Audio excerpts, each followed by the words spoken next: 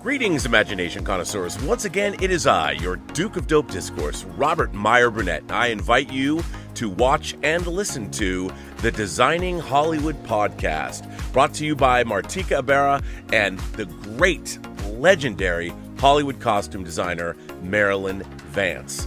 I am afforded the wonderful opportunity of co-hosting the show. If you are interested in the magic of Hollywood, the design of Hollywood, the clothes of Hollywood, watch the Designing Hollywood podcast, available wherever you get your podcasts from, or find the video version on YouTube. That's right, the Designing Hollywood podcast. Why would you ever want to miss it? Especially if you love the movies.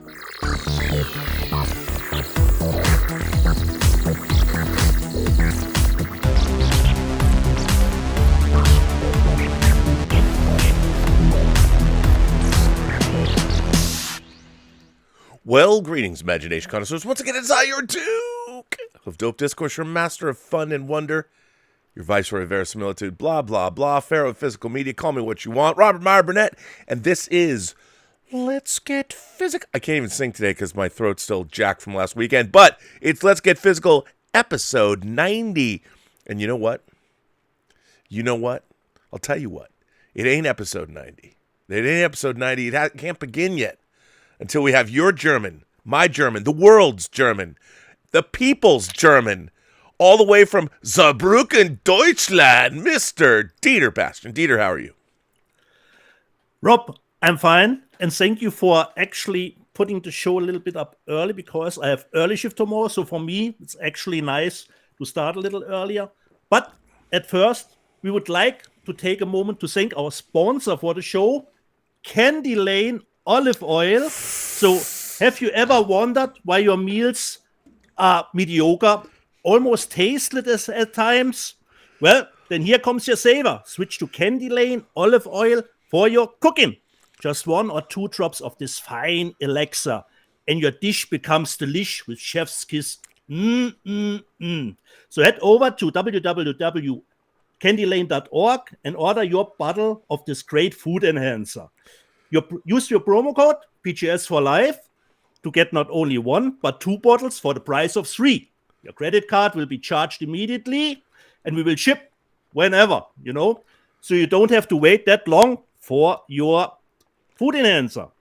The first people to use our promo code will get a special olive harvested here at the Burnett homestead from the Duke of Dope Discourse itself for your vodka martini, shaken, not stirred. So thank you, the sponsor Candy Lane, for sponsoring our show. And here we go back to the program, and I say, here I am, rock you like a hurricane, and welcome to the B&B Motel for Let's Get Physical Media. After we had a little break last week, we are back, Rob. We are back. Apparently, you're back to Sunday Morning Live. Exactly. What a cut up. What a comedian you are. And no, it's a good skit. I appreciate that. As people know, we have some olive trees on our property here, and we did pick some olives, and we picked 50 pounds of olives. We just started small and made 50 pounds of olives. Doesn't get you very far when it comes to olive oil, but we do have our own olive oil, which we will call Candy Lane Olive Oil, but it's not ready for public. So order yours. I will say this, though. There's 2 unofficial sponsors of this channel. They don't even know they sponsor this channel, but they do. Yeah. And the first of those is, of course, the great folks at Kino Lorber. Got a little box from Kino Lorber this week. Nice. A little box of 4K goodness, one of which, the thing that I've been doing now is I've been catching up with the new media room, and I'm running now a 65-inch. This is typical. So I've been running a 65-inch OLED, LG OLED, and of course, in the new media room, it's clearly too small.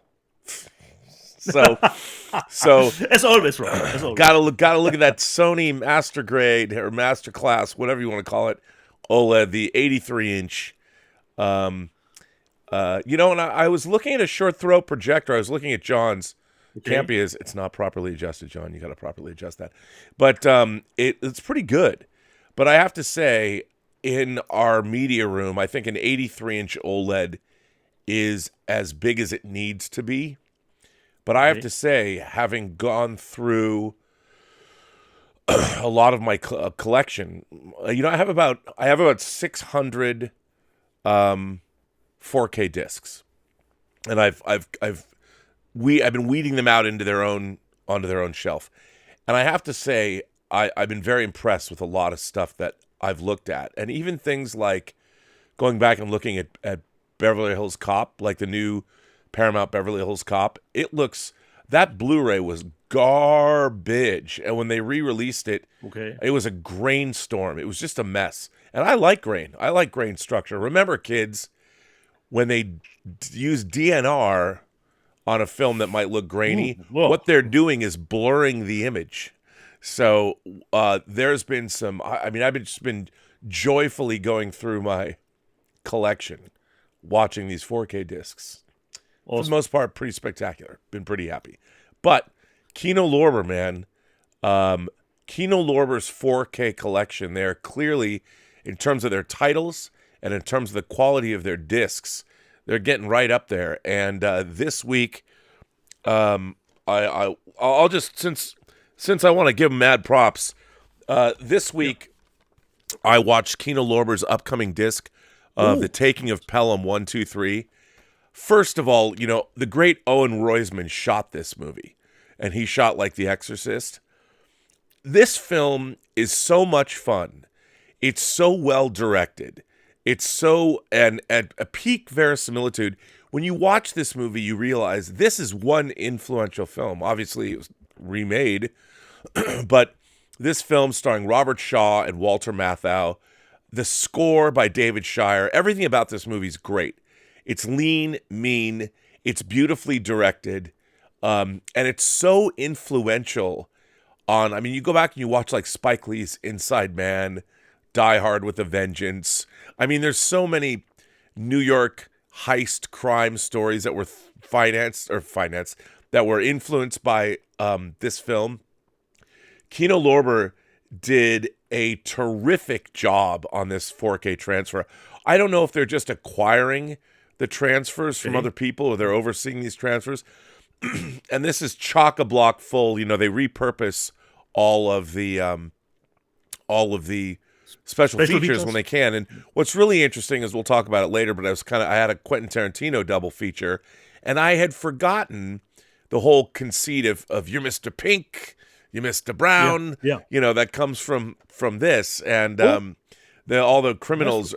And what's great about this is the ending is sort of ambiguous. And it's kind of got a cross between Stanley Kubrick's The Killing ending, but then the Robert Shaw character, you never know anything about him. You hear one bit of backstory late in the game. Highly recommend this movie. It's so much fun. Now, for you kids out there, you young whippersnappers, there's some grain in this movie. It looks like it's supposed to look. This is a beautiful transfer. It's not a wash in digital noise reduction. It's great. And thank you, Kino Lorber, because you keep putting out these really interesting, essential 4K titles that I love to have in my collection. So Kino, and then pre-release. It's not out. Pre-release. It comes out on the 20th. They also sent me Paul Newman's Nobody's Fool in 4K. Oscar-nominated film. I've never seen this. I love Paul Newman. I've never seen this. Isn't it about baseball? I don't know, Rob. No, this one's not about baseball. Sure. But Robert Benton directed this, but I've never seen it. And I'm looking forward to having this. I'm glad to have it.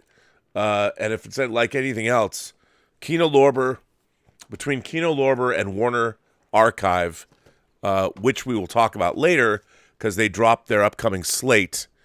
And Warner Archive's upcoming slate is pretty fun. So anyway, Dieter, I just want to lead with that. So our two unofficial sponsors, Kino Lorber. First of all, shout out to Matt at Kino Lorber for, you never know when people say they want to send you stuff, if they're going to do it or not. But Matt contacted me, and thank you for doing that, Matt. And I will report back on the Nobody's Full transfer next week. But Taking a Pelham 1, 2, 3. If you like heist movies, look, I'll watch anything that's set in grungy New York between 19 70 in 1976. Like, I love it. The golden era. Give me scuzzy 70s New York. It's, whether it's Frank Henlotter's Basket Case, which is a little later, or Taxi Driver, or The Taking of Pelham 1, 2, 3. I don't care. To me, 70s New York is the best New York, and I'll watch anything set there. So thanks for that. Awesome. Get that movie, man. Get The Taking of Pelham 1, 2, 3. Highly recommended. Man, what a score. Yeah. And last week, for people who are wondering why there was no show, we both had other obligations, and Rob did let me go to my multiplex to watch Violent Night, because Rob knows, considering English, the original English versions, there are not many screenings, and mostly there are Sundays. And I was surprised they did a screening for Violent Night in English on Sunday. And Rob, I had the theater all to myself. I was the only paying customer for Violent Night. But nevertheless, I had a good time with the movie, because Tommy Wirkola, the director, did not disappoint me again. And I hadn't seen, Rob, any trailers or anything like I like to do. So I was under the impression that David Harbour would just be playing a Santa Claus in his costume. Okay? So I was a little bit surprised to find out after 5 minutes, so I didn't consider that a spoiler. He's the actual Santa Claus.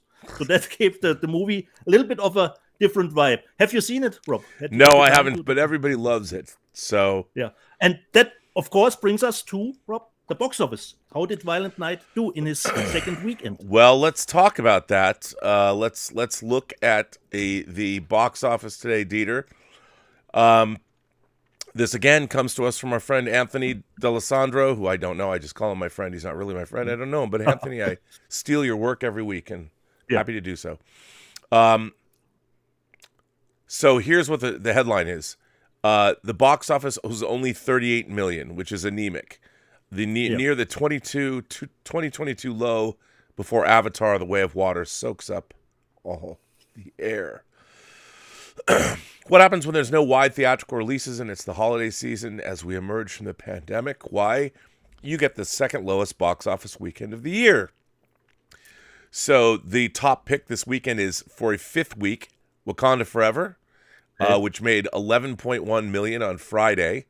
The Ryan Coogler movie crossed the 4-century mark with a running cum of 400.1 million through today through the United States.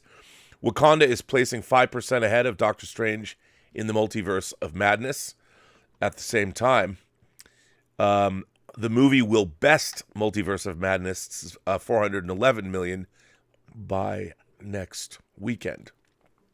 Okay. So let's see what else. The Whale opened to some big money. It made $360,000 over 3 days in 6 theaters. Limited release. Limited release, which is really good. And Empire of Light, it only did 160. So another great big art house film from a great big director that made no money. So Wakanda Forever, number one. Its total is at 409 million domestically. Violent Night made 8.7 million for the weekend. It's made 26.7 million for its domestic total. I apologize for coughing. Strange World, still a disaster, comes in at number 3 at 30.4 million. And The Menu is up to 29 million. Devotion, a very expensive on. It keeps going on, keeps making money. Devotion, which is a big movie, not making a lot, 16.9 million. Black Adam, still going at 166.8 million. And then 7.3 million, number 7, Spielberg's The Fabelmans. Now, this is really interesting. The Metropolitan Opera, Fathom Events sneaked in and booked Universal's eighth weekend of Ticket to Paradise out of the top 10, right? So they actually put out an opera, The Hours, in 826 theaters. And that made $791,000.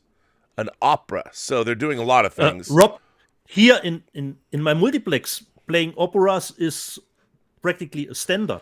They do it that a lot of times. But that's because you fucking Germans are way more cultured than we Americans.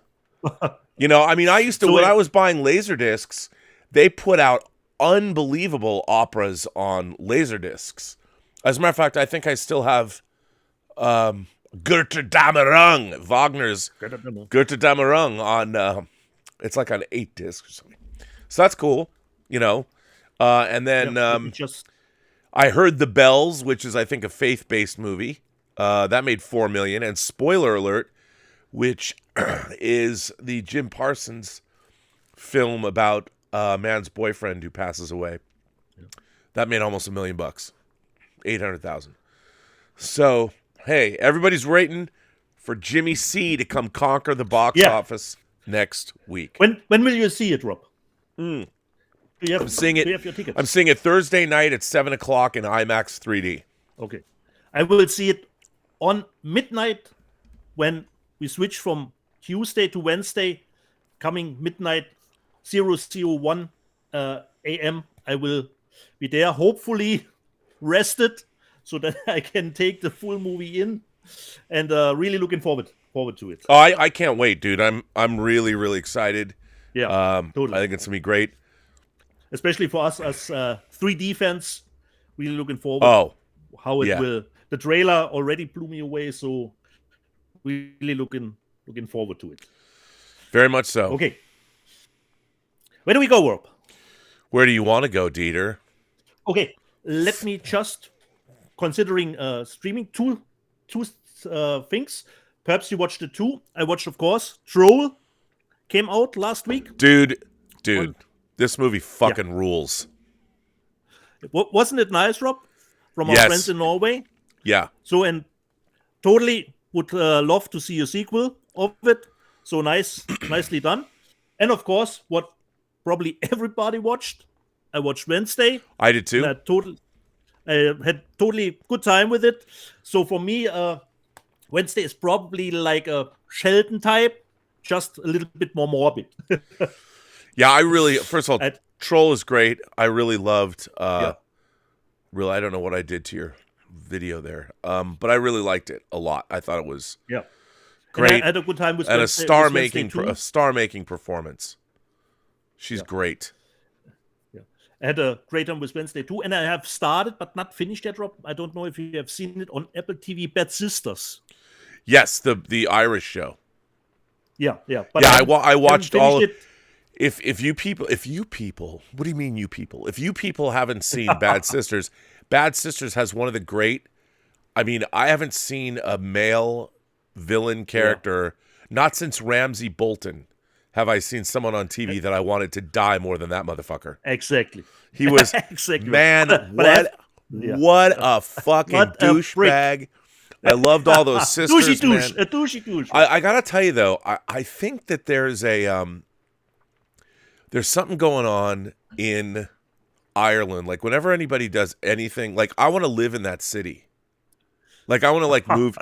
I know that even when they go swimming in the summer, it's like overcast and the water's probably 20 below zero. But I want to go live in Ireland. I want to go live in those houses on the craggly shores of the beach. I mean, every time I watch some show set in Ireland, I mean, I already have a dream. You know, one of my dreams, don't tell Elizabeth. One of my dreams was always to go, I want to wander around the entire Irish countryside, like walk around the whole, take like a year. And I want to go to every distillery that exists. I want to drink every whiskey. I want to go meet all kinds of people, and I want to, fall in love with a redhead. No offense, Elizabeth. This is a dream of mine. I don't worry. Some dreams are best left dreams. But I want to go to Ireland. I've wanted to go to Ireland my whole life. Never been there. I've been to London. I've been to the UK. But I have never been to Ireland or Scotland. But I really want to go to Ireland. And every time I watch a show and Bad Sisters, I'm like, fuck, man, I want to go live in Ireland. So you want to do your own World's End? Like Simon Peck did. From one pub to well, the even next. better, man. I'd love to go open a bar. Like, would you go open a bar with me in Ireland? Of course, you know what? I don't think they would dig. I don't think they would dig some schmuck American from LA coming to Ireland to open a bar. Like, what do I know about Irish? German, okay. What do I know about Irish pub culture? Yeah, nothing. But I'm missing the last 3 episodes. I will have to watch the last 3 episodes. But totally have a great time with Bad Sisters on Apple TV. It's great. Once again, a great show on Apple. The other stuff I watched in these 2 weeks, one of my cats in the bags that was actually trash was The Shadow Master, cover good, but a combination of martial arts and horror, no. Neither fan will come out of this with a great opinion. So Shadow Master was actually not that good. I totally loved the old Angela Mao Kung Fu movies, Lady Whirlwind. Oh, yeah. Hapkido. And it's totally great, Rob, to see those old 50-year-old movies in this kind of quality, even it's just a Blu-ray. Nice. Like they would have shot it, I don't know. Well, sometimes the elements aren't even good enough to put on 4K, so it's great to have them in any format. But they look great. And what was nice in the bonus section, her son is a restaurant chef, I believe in New York it was, and he didn't even know that that his mother is a little bit of a famous movie star from back in the day. He did find out that later when people were coming in the restaurant and asking, is his mother there, to sign stuff. That was a great part of the bonus features. Staying with martial arts, I got, this was one of the discs that I got over the 2 weeks, Ultra Force 3, which is in the line of Duty Free, Cynthia Khan. Never seen this one, but totally got my martial arts fill again. Great Hong Kong action from the 80s with nice, pretty brutal stuff, like we all like it. The other one, I don't know. Before we start the show, I probably have seen it. You have it too, but I'm not sure, Rob. I watched a movie that doesn't even have authorship. It goes our upper tier verisimilitude. I watched Boiling Point finally. Oh, right. How is that? That's from Second Awesome, Sight. Rob. Exactly. And what I didn't know, Rob, about the movie, it's done in one take, Wow. And it is really a one take, I didn't know that the movie was shot that way. You come in with the chef in the restaurant at the beginning of the movie, and I know, okay, we're still at one take, and it goes and goes and goes.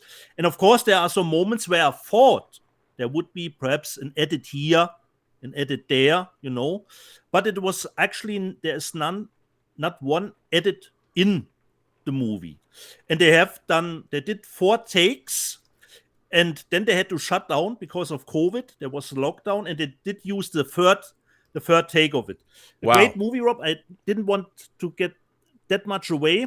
He's the chef of the restaurant.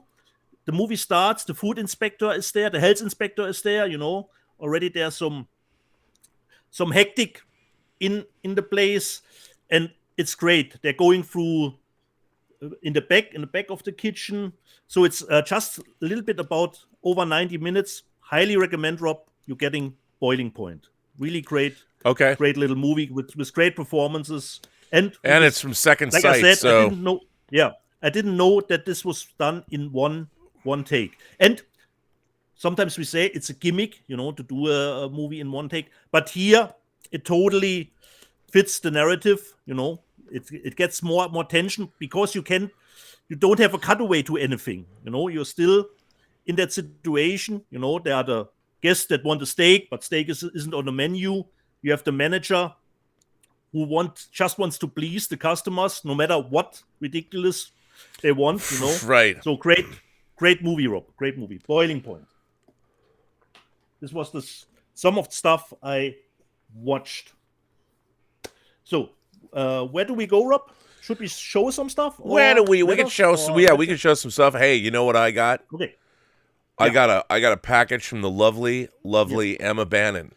Ooh. It's a resend because I was remiss, but I got 3 things from the three things from the lovely Emma Bannon, and Emma sent me something I was unaware of, from Giuseppe Tornatore. Here's a documentary on Ennio Morricone, which is actually really, really good. Now, it's only a DVD, but fantastic. I didn't even know this existed. So this is pretty cool. Thank you, Emma. And then she also sent me, now, even though I've got the Steelbook and I have the regular release, now I have the special edition box set of Dune. And what's really cool about this is it comes in the Bene Gesserit, put your hand in the box. Yeah. You know, and this comes with a book and, you know, the 2 discs and some swag. I mean, I don't have to take, you know, it's similar stuff, but this disc, this and Top Gun Maverick are the discs of the year. The transfers are great. I love having this. It's funny. I find myself strangely compelled to watch this movie over and over again, even though I have problems with this movie. I think this movie is edited down to within an inch of its life. I love everything in this movie, but I feel that all the sequences should have been like 2 or 3 times as long, and we're seeing like the bare minimum because the movie would have been 5 hours long, but whatever. Disc of the year. Love this movie. Also, she sent me this box set of The Batman, another great Warner title. And this I was confused that I thought you had Boiling Point 2. Oh no! And this comes with the Steelbook, which I didn't have, and then art cards and your standard swag. Nice. But hey, you know us with our box sets, and I really like The Batman. Watch it again. Me too. It was great. So there's a box from the lovely Emma Bannon. Now here's something that got released that I guess, like, I thought that all fans understood that this movie's a stone cold classic. And this 4K disc is so good, and I shouldn't expect anything less coming from Sony. And I even love the artwork on this cover. The Starship Troopers 4K. Nice. Oh my. First of all, doesn't everyone love Starship? I thought they did. I don't quite understand why it doesn't get the love. Do not sleep on this transfer. I'm a Paul Verhoeven acolyte. I love this movie. This disc is insane. The quality is incredible. And you know what's really great about this movie? The effects. It's a great heady mix. It still holds up. It's a great cross between CG and practical effects. Yeah. The creature work in this film is great. I love this Steelbook, but this kind of has been flying under the radar. I guess because the movie's sort of fallen from favor. I mean, this movie makes me want to. I'm going to grow up and become Sky Marshal to Hot Maru. If you know this movie, this disc. Kudos to you, Sony, because man, in the new media room, I tweaked out the sound system within an inch of its life, and playing these things loud. And by the way, shout out to character actress Brenda Strong. Man, is she awesome. Yeah. And then I'll stop here, but I mean, I got more to show, but I finally got Wong Kar-wai's, one of my favorite directors, In the Mood for Love. Now, this is the 4K disc. I have the box set. I have so many versions of these movies. This looks fantastic. Obviously, yes, these are in my little protector sleeves. But, you know, this movie looks as good as it can look.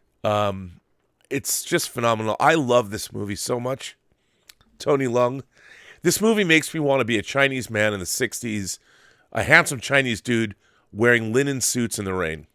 That's pretty much, if I come back as anything else in my next life, I want to come back as Tony Leung in the 60s.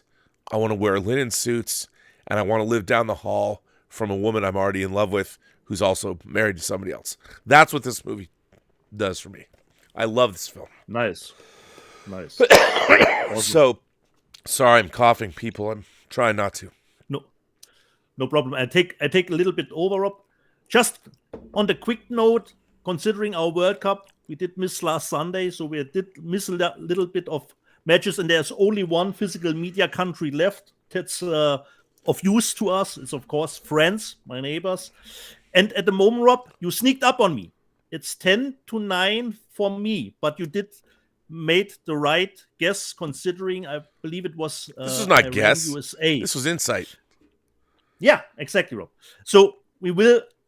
I will take your guess on France versus Morocco this week. That's the only game you have to give out a score. Okay, here's the thing. Now, Morocco is the first African nation that's made it into the top tier of the World Cup ever. So, and the Frogs are collaborators against the Allies. You know, and since they're simpatico, no, I understand. It wasn't until, to be fair to the French, it was not until I never understood, like, why do the French take so much pleasure in letting conquering armies walk down the Champs-Élysées? You know, when I went to the Arc de Triomphe the first time I was in Paris, there's pictures. You go inside before you go up to the top. There's pictures of all the armies that have, like, marched down the Champs-Élysées, like the Nazis. You know, and I never understood. I was like, what the hell, man? Why'd the mayor of Paris just capitulate in World War II? When you go to France, when you go to Paris, everything is true. It's one of the most beautiful cities in the world. I mean, you can't. It truly is the city of lights. It's an amazing city, and I get it. It's like no artillery. I understand. I totally get it. So I'm laughing. However,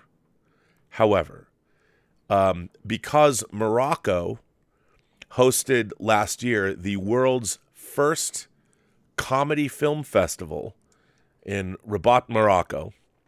It was the first comedy film festival in the Islamic world in Morocco. And guess what won the audience award there? Guess what won the audience award? Tango Shalom? Tango Shalom won the audience award, a movie about the Jews. So I'm gonna vote for Morocco here. Okay. How much, Rob?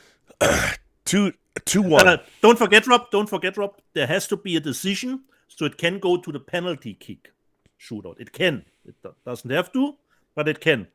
Morocco 2-1, 2-1 over France. Oh, okay. So my decision is completely based on the self-serving fact that, one, congratulations to the first African nation for getting to the finals in the elimination round. And two, thank you, Morocco, for hosting Tango Shalom, which, by the way, Dieter, I should probably announce on this show, Tango Shalom is coming out theatrically in Germany in the summer of 2023, Great. And I'm going to come meet you. I'm coming to Germany. I'm coming to Saarbrücken, Deutschland. I'm going to go meet your mom. But you know what that means, Rob? It will get a German dubbing version. I know. I can't wait. Hopefully it'll come out on 4K in Germany. You know, God bless. Hey, Turbine, I can hook you up. Yeah. And I go the other way around. I make 3-1 for France. And if we do our show next week on Sunday at the usual time, if France will make it to the final, we will get our last tips next Sunday. So this is this. Okay. So should I read a letter, Rob? Read a letter. Okay. Let me go to our letter section. Wait, I have to make this a little bit smaller here. By the way, while you're... And of course... Oh, go ahead. Yeah. I was going to read a quick super chat. Yeah, or do the super chats, Rob. That we there's only a couple. Yeah, you can fire in tips or super chats if you want. David C. says, with the release of Alejandro Inarritu's Bardo this Friday, Netflix has now finished their Three Amigos trifecta with Cuarón's Roma, Del Toro's Pinocchio, and now Inarritu's Bardo. Great time to be a Mexican. Happy collecting. Well, up on the next Designing Hollywood podcast, Ana Terrazas, who was the costume designer on Bardo. I interviewed her last week. And it was pretty great. And by the way, for those of you who've never actually watched a Designing Hollywood, I have started to create 8 to 10 minute clips from various episodes that I'll be dropping on this channel that will link to the John Campea show where there will be the full episodes. I'm trying to gin up more interest in Designing Hollywood only because I spend so much time and effort working on them, and I'd like to see them get more. I mean, I'm talking to Academy Award winners and heavy hitters in the business, and I'd like to see more people watch. So I'm putting 10-minute clips. I put 2 of Ruth Carter, one talking about the beginnings of her collaboration with Spike Lee, and then her work on Wakanda Forever. So that's on the channel now. I put those up yesterday if you want to see them. Our friend Undead Sick says, I have to admit, I'm a little sad about the DCEU reset, but we'll see. Yeah. Maybe we can get Gotham Gaslight live action movie, for example. Hey, maybe. James Gunn and Peter Safran are going to be presenting their 10-year plan to Warner Brothers to David Zaslav this week, and maybe we'll hear, I don't know if we're going to hear much before the end of the year, but we'll see what is the new direction that DC is going to go in. So hopefully it'll be good. Who knows? Yeah. Fingers crossed. So there we go. Yeah. So go right ahead. Okay. The floor is yours. Okay, letter time here. And of course, our first letter comes from Brian Knight. And he says, under the subject, refuse to apologize for Ilsa letters. Robert and Dieter, I refuse to apologize for the brouhaha I caused over the last 2 weeks with my Ilsa comparison to Endor and my viewing of Emmanuel as a high school graduate.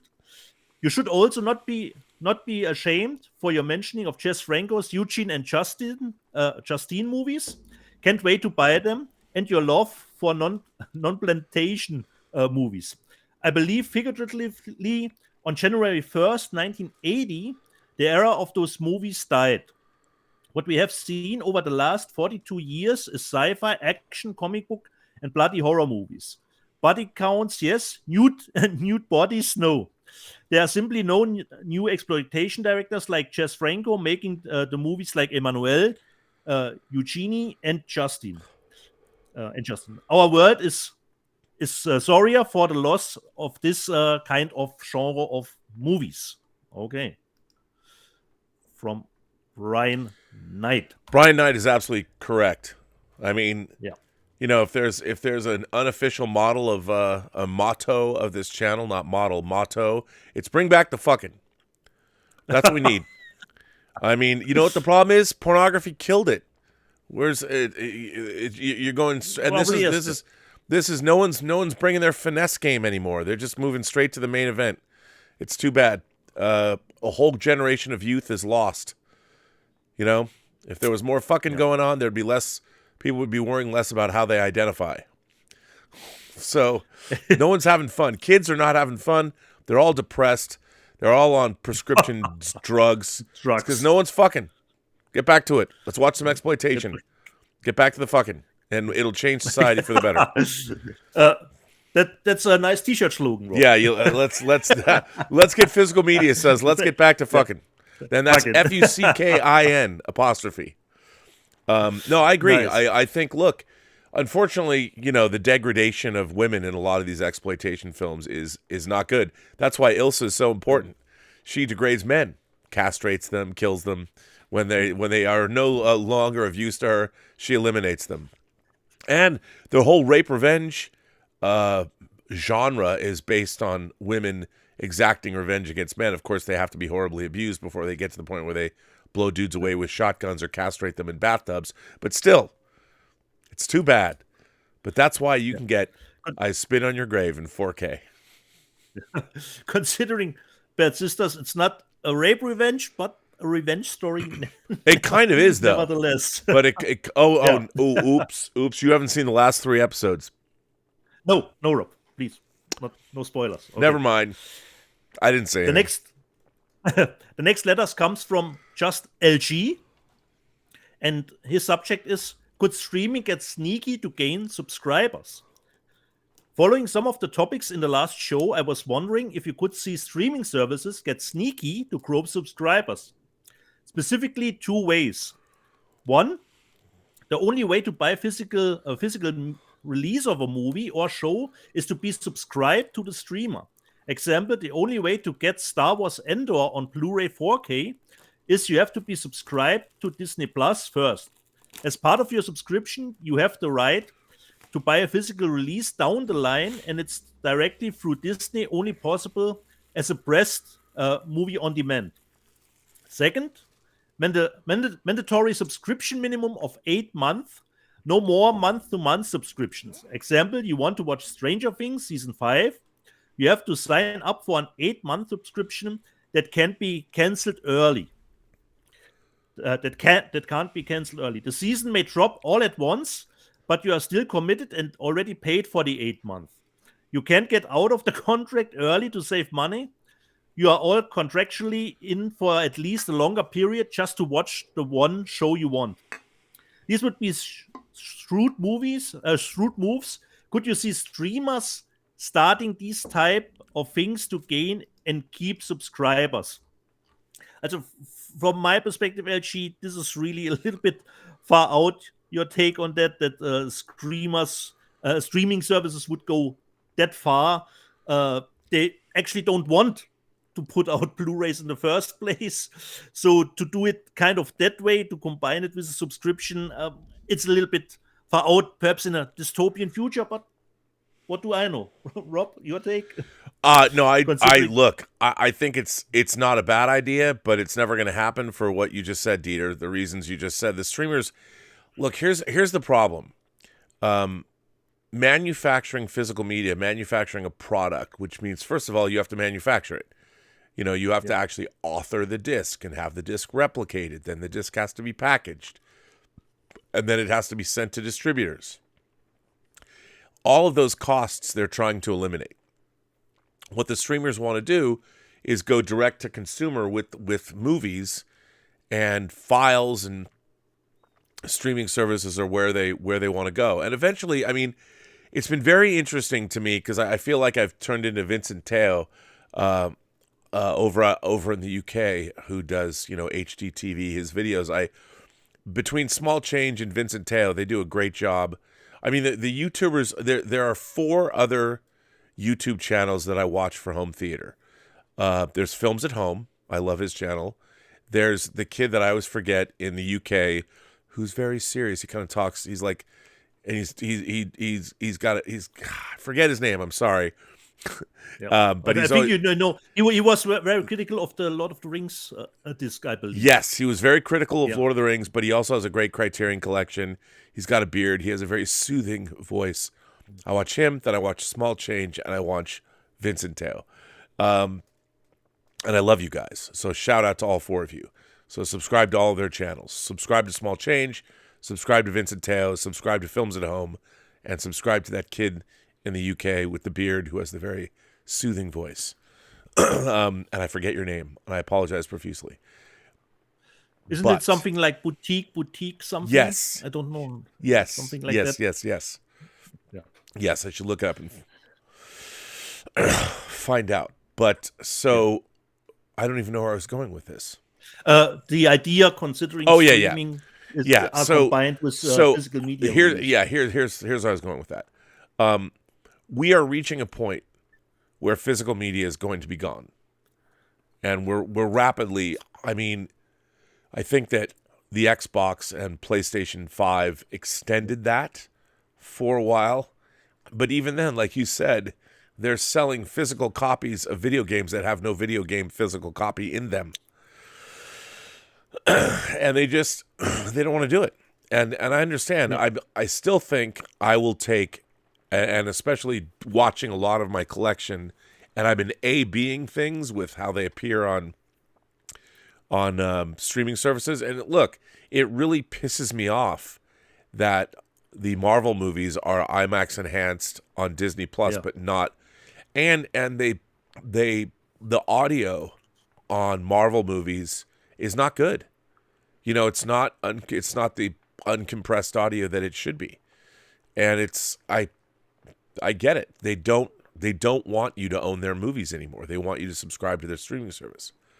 So look, at this point, I'll buy what we can get, but we don't have long for this world. And why should Disney Plus put out any of their streaming shows on physical media?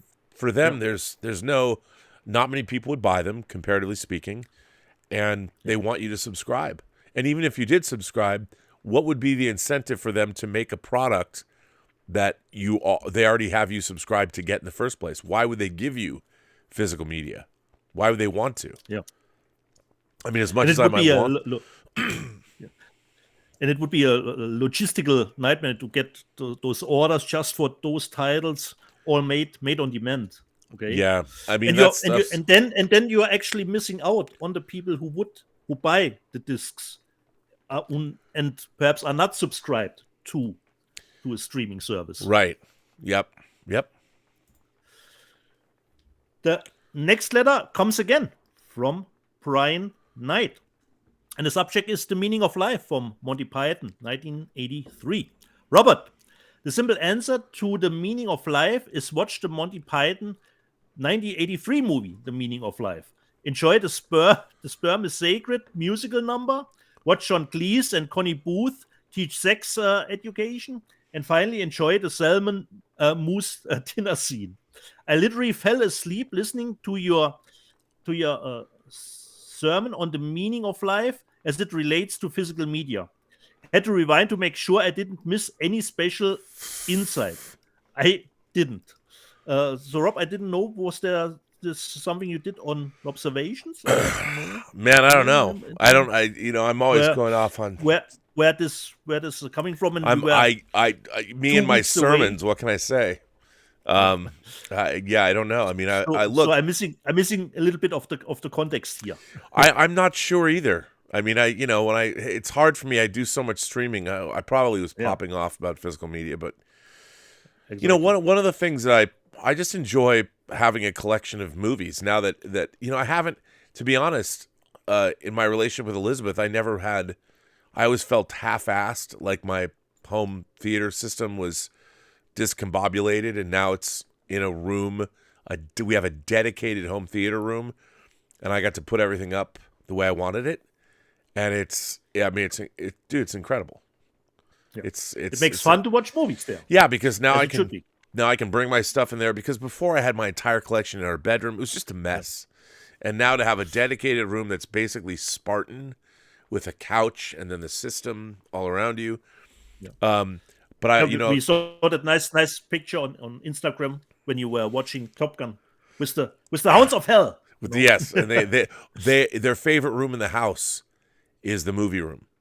They love sitting on the couch with me, and they love, although Sebastian, the loud noises freaks the puppy out. And it was very funny last night. What we were watching. I was watching. Elizabeth came in to watch The Taking of Pelham 1, 2, 3. Ooh. And Sebastian was sitting by I have a 14-inch subwoofer, and something kicked in, and Sebastian basically jumped out of he was like, oh my God, and ran away. He runs away. He doesn't do well with sound. Yeah. There's different types of dog that can handle sounds better than others. Yeah. Well, Tallulah and Gilbert have already heard it all.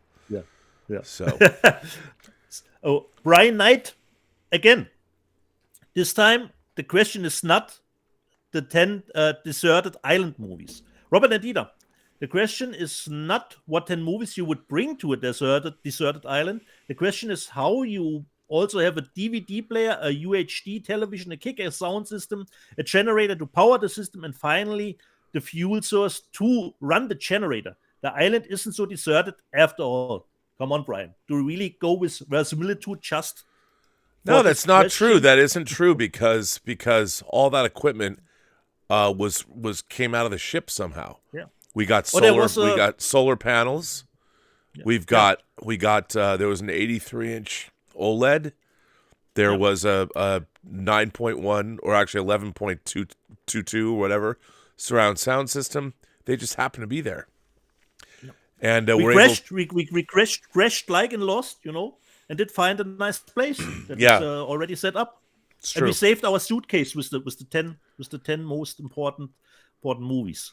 We could probably, Rob, when we do our show about the 10 best releases for us personally, we could combine that with the 10 movies we would take to a deserted island, or physical media in general we would take to a desert island. Oh yeah, do a combination then. Okay, for sure. So let me see. This was this letter. Okay, let's click that away. The next one comes from Brian Knight again. What is it up with you, Brian? Okay. He has a lot to say. Yeah. Subject. Highlander DVD conspiracy. Robert, is there any truth to the conspiracy of your copies of Highlander not arriving is due to John Campea? I like to say it like Chris Gordon. John Campea colluding with Amazon UK to lose your shipment, so he's not forced to watch Highlander on his PS5. John would then be made to acknowledge physical media is still necessary. There is some truth to that, Rob. Isn't there some truth to that? Okay, I don't know. Let me just say how pissed about this I am, because it's not just I didn't just have two of the box sets of Highlander coming with all the swag inside. I also had Louis Buñuel's The Discreet Charm of the Bourgeoisie. That's gone too. And you go to Amazon UK, it says report something. You can only like return. I got a call. I'm pissed. I pre-ordered those as soon as they were available. They took my money. And then some Swiss, like Ascendia, sent them to me. And then when I go to track them, the number doesn't exist. I'm like, give me a fucking break. I have something in the live chat about that, Rob.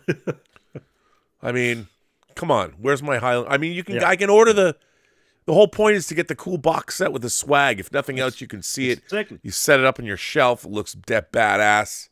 And I ordered one for John. Going to give it to him on the show, make a big deal of it. But you know what? It's probably better off because John, I love you, buddy, but your TV set needs serious calibration. And I went in there, was playing with it, and of course, he doesn't want me to. You would think that he would want me to come over and calibrate his TV, to sit there and no. His TV he's got motion smoothing on, dude. No, it's Rob. Dude, come on, dude. No, Rob.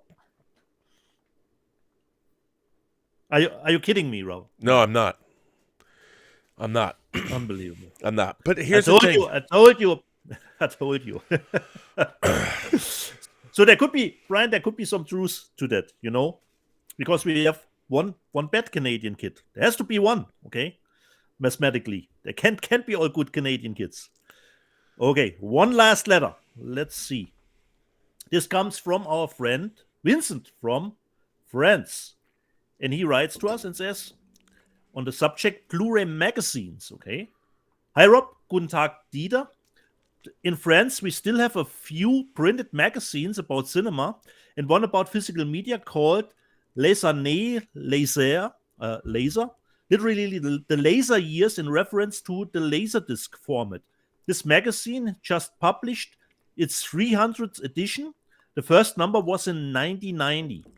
I was pleasantly surprised to read a 3-pages interview in French with our physical media maestro George Feldenstein that talks about Warner Archive, the remaster work, and Warner Library documentary producer Laurent Bozero is also interviewed about his numerous documentaries.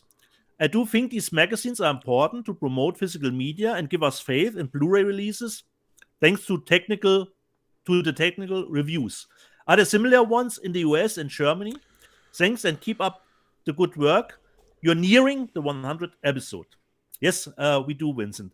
There are still magazines here that are printed on printed paper where you can find reviews about disc, but it's mostly a combination with technical stuff. There are television sets that are reviewed combined with the latest Blu-ray releases. More like you said, a specific magazine just for physical media. I really would have to look through a store at that point to see if there's still something like that available here. There really isn't here. I mean, all my favorite magazines, I used to get these beautiful, oversized British magazines about home media and stuff. It's pretty much gone. I will say this, though. There is a pretty cool thing. It goes all the way back to the 80s. There's a guy named Douglas Pratt. I've talked about him on the show. He still publishes, does it himself. Been a labor of love for four decades at least. He puts out the Laserdisc /DVD newsletter, and he covers extensively. It was always a newsletter. It was never very elaborate, no pictures or anything. It's all text. Go, if you are interested, I would suggest everybody who watches this show go to look it up, the Laserdisc DVD newsletter, Douglas Pratt. Subscribe. Sorry, I apologize. Still working it out. Bro. I know, still working it out. Go subscribe because he does a great job, and he does extensive coverage of everything that comes out, and he writes pretty great reviews, and it's very personal to him. But he's been doing it. I mean, I used to buy the DVD Laserdisc newsletter, and it was like stapled. You know, I used to buy Rob, it. I remember having those one too. There was where I bought my Laserdiscs here. That was a store where I could get US Laserdisc, and I think they put that Laserdisc newsletter in it. It was just like you said, printed on paper. Yeah, I used to buy it at Tower Records. You know, I never subscribed to it, but Douglas, he watches his show, and he started sending me the email version. It's great. Awesome. But I think, and the one thing about losing the magazines is when I was, doing physical media, when I was producing special features and stuff, they would review, there'd be really long, elaborate reviews that would go into they'd review the special features. And those are really helpful for us because we would get clips that we could use to promote our own work and get more work in legitimate places. And I have a whole collection of these magazines that reviewed the work we did in the early aughts. So it's sad not to have it. Yeah. But printed magazines are a tough sell these days, considering we have the internet at our disposal to. And also, I mean, I hate to say it, but that's why, whether it's Films at Home or Vincent Tio or Spare Change, they're doing all that work, and you can watch, and they can. I mean, I love magazines. I used to I'd go once a week to these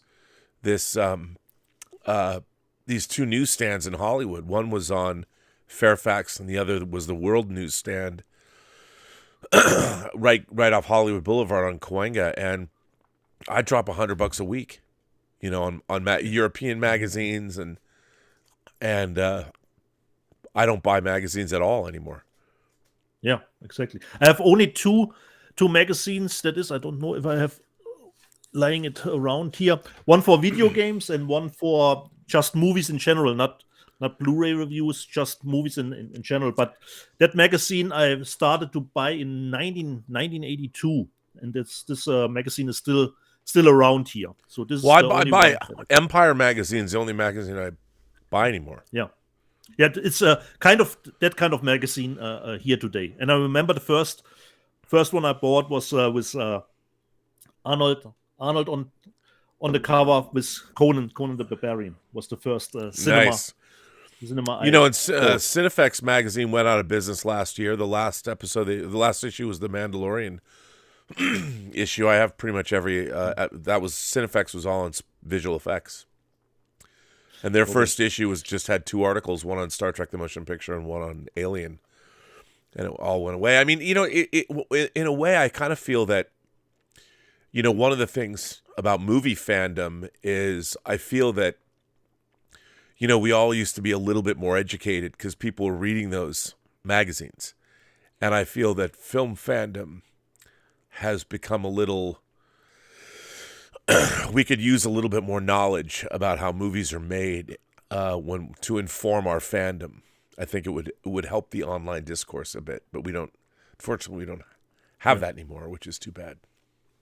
Yeah, exactly. And I would say we give Rob a little break, and I show some titles that I got in the last 2 weeks. So the first one I haven't got around to it is, of course, don't know if Rob has bought it too, The Driver as a steelbook in 4K. So usual, the 4K and the Blu-ray comes in it. So a shiny steelbook for Driver. The Walter Hill movie from Studio Canal. So hopefully good. So let me make a little bit place here. The next one, probably Rob got it too, and this doesn't come with the slipcase. It's just the steel for, of course, Reservoir Dogs. But this hasn't the slip with the ear. This is just the steelbook as a whole. And it has a little bit of a, this is the Italian steelbook. It has a little bit of a trivia card inside of it. And I was really happy with the transfer of Reservoir Dogs. Still waiting on Pulp Fiction, which will probably come out next week here. So Reservoir Dogs as a steelbook. Then yesterday, unfortunately, a movie. It has great reviews on the side of the critics, but for me, the performance was great from Rebecca Hall in Resurrection. But for me, the movie was a little bit frustrating. It's okay if you leave it with questions, that can work. But in this instant, the movie went into what the fuck realm, and it stayed that way. I was expecting a twist or some surprise, but that didn't come to fruition. So the performance from Rebecca Hall is totally amazing, and it holds the film together. But in general, I was a little bit disappointed with Resurrection. So I got great critical reviews, but the audience score was different on that one. Resurrection. And I don't know if you watch White Lotus 2, Rob. Aubrey Plaza has a room at the moment rented at the White Lotus. Oh, And I do. watched Emily the Criminal. I watched Emily the Criminal with her. Great movie with her. Totally recommended, Rob. Unfortunately, no extras on the disc. And this is a little bit disappointing. This would be a great movie with a audio commentary from the director. She plays someone who tries to pay her student loans and then comes, needs money and, gets into a little bit of the criminal element. Great movie. There was a flicker, by the way, so you're out of sync. Out of sync again? Out of sync? Okay. Hang on, let me just. I'm back. Sometimes I flip between these things and it helps it out. Test 1 2. Yeah, you're now you're better. Yep. Okay. Highly recommend for me Emily the Criminal. Great movie, but unfortunately no extras on this disc. Hang on a second. You're still. Let me click you. Let me click you in and out of here, and maybe you'll come back. Hang on.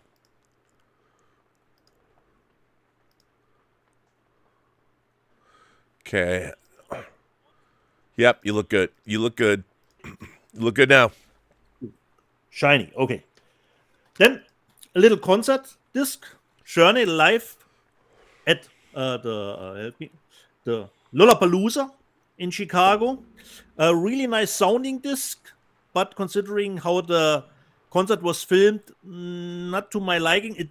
It's not over edited, but it comes across. Let's just do it, Let's just film the concert, but not with many preparations. I would have loved to see more the audience. I couldn't get a sense of the location in general. I like when I want to have a concert TV Blu-ray. I want to see the stage completely. Just like a master, how the stage is presented. So great from the sounding. Great songs, almost just the greatest hits collection, but considering like it was shot, not my favorite. But nevertheless, for Journey fans, I would pick that up. Nevertheless, live at Lollapalooza in Chicago was that. The next one I haven't seen, but I think you have, Rob. I think you were at the theaters. The 4K is the German one for 3,000 Years of Longing. Yeah. Yeah, I finally saw it. I really enjoy this movie. I don't think it's a great movie, but I really it's here's the funny thing. I don't love The Witches of Eastwick either. But George Miller made The Witches of Eastwick, and I find it they're strangely compelling as a double bill. Picking that up, I really want to get Witches of Eastwick in 4K just to have them, because while the movies, I don't think this movie is entirely successful, I enjoy it. Yeah. I enjoy it. Okay, looking forward to it. This is the German one. Unfortunately, not with a reversible cover, so I have the German rating. That is so lame. That is so lame. I know, Rob. I know. And especially if it's that size, there was a law that it has to be that size. I'm sure there was. Unfortunately, no reversible cover. So this was my first haul for the last 2 weeks. Will you go, Rob, or should I go to the live chat from 2 weeks ago? Yeah, why don't you go to the live chat? Okay. Let me just put up the live chat from 2 weeks ago. I hope I can remember the context of everything. Rob, you told us the story with Michael Jackson, and I think you told us, but I forgot it. One asked, William Coade asked, what year was this Michael Jackson occurrence that you did in the comic store? I think you said it, but I forgot it. No, that's a good question. So this was before Golden Apple moved to its present location. So it was at the original Melrose location of Golden Apple, in the bigger store. God, I want to say 20 years ago. I think you said it, but I'm not sure. Remember. I think 20 years ago. Yeah, 20 years ago. Okay. And considering the story you told with that stuff, Lord Toth, we're in the chat. Great story, Rob. Celebrities are people too. Yes. Okay. Tim Hens, Rob is the Sultan of storytelling. Eucalyptus, Rob is the Genghis Khan of storytelling. And I don't know if you have seen it, Rob. There was a Red Letter Media episode there was a best of the worst recently about Cyborg and Arcane. I don't know if you have seen that one, which I thought was a great double bill, especially that your movie Arcane was in it. Rob, if you missed it, I asked if you have seen the Red Letter Media episode where they reviewed Arcane and Cyborg together. The movie that you edited. Have you not seen it, Rob? You mean because they're Albert Pune movies? Oh, exactly, no, Rob. Exactly. Have you not seen it? There's a Red Letter Media episode about best of the worst with Cyborg and your movie Arcane. Wow, the double bill. Exactly like you said. It's Arcade. Arcade. Sorry, Rob. Arcade. Exactly. Like you said, for Albert Pune, that did a nice double bill of those two movies. The best of the worst, Rob. I love it. Red Letter Media. You have to check that out. Bill Barclay, watch Guardians Holiday Special. Now that was great. Okay, Bill. YGBR, no offense to anybody, but I heard German people don't show their flag except for World Cup. Is it the case here? Actually, YGBR, I thought about it, and you're actually right.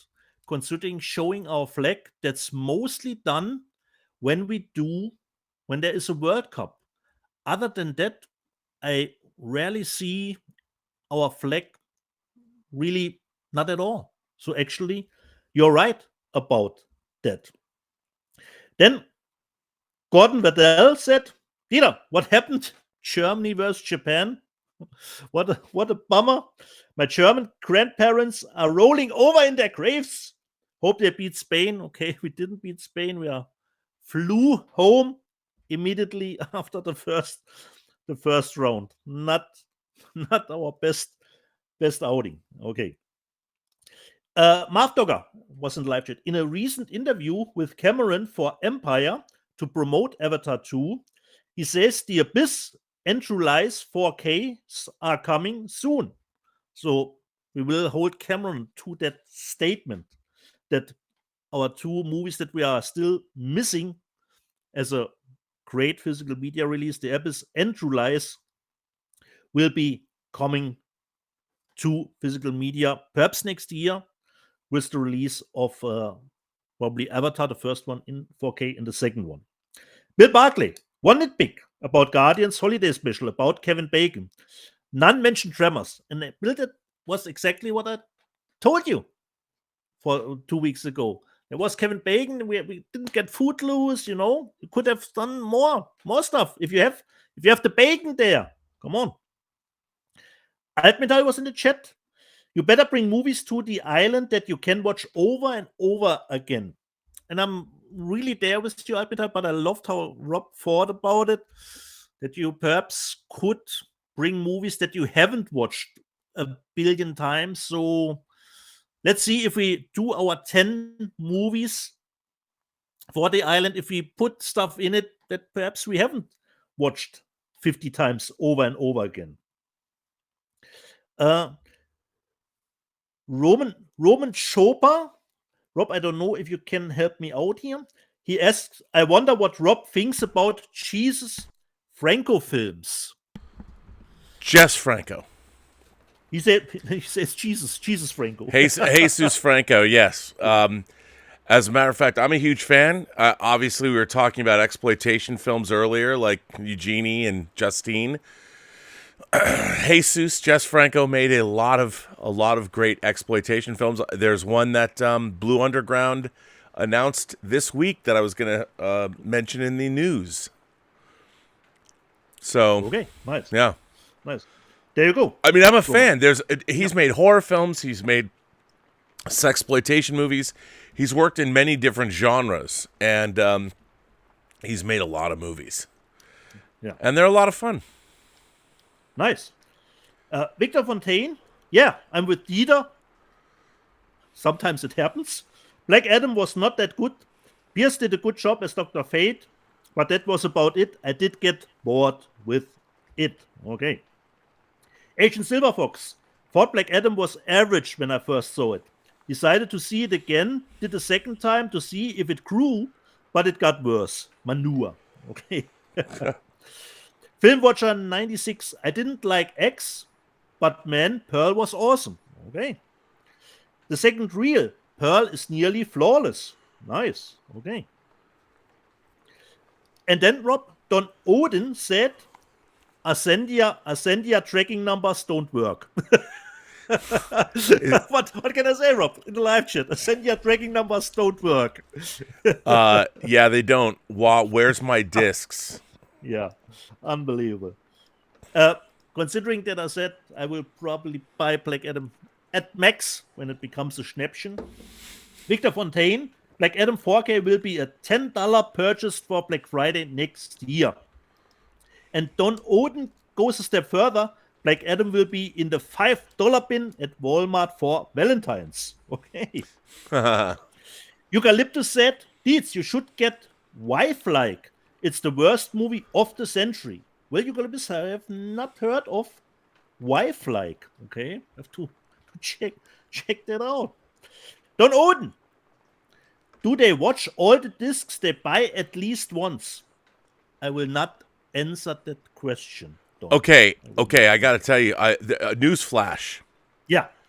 So I just checked my Amazon. About my Highlander and my Discreet Charm of the Bourgeoisie. This package was supposed to be delivered on November 11th. It now says on the way, but it's running late. A little late, Rob. A little late. Today is the 11th of December, which means the due date when it was supposed to be delivered to me was 1 month ago today. Ooh. But if it will get in time for Christmas, you have a nice present for John, you know? Yeah. Now, let's see. That's the discreet. He can't appreciate it. But you know what? My Highlanders also say on the way, but running late. Running late. Ho, ho, ho. Ho, ho. Let's keep our fingers crossed. Let me hit track package. Yeah. Okay. Nope. The tension is building. It says, was expected November 11th. Unfortunately, we do not have tracking updates for this delivery. If you need information about your delivery, please contact Ascendia. Oh, I did. Never heard back from them. And as we just heard, but those tracking numbers don't work. and my package is running late. Hey, Amazon, no fucking shit, Sherlock. It's a month late now. Delivery date was the 11th. I'm glad John didn't have a goddamn birthday. Yeah. Okay.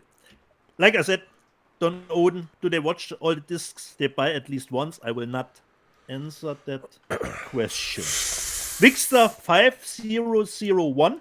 Dark is Superb, the series on Netflix, gets better on rewatch. Nice.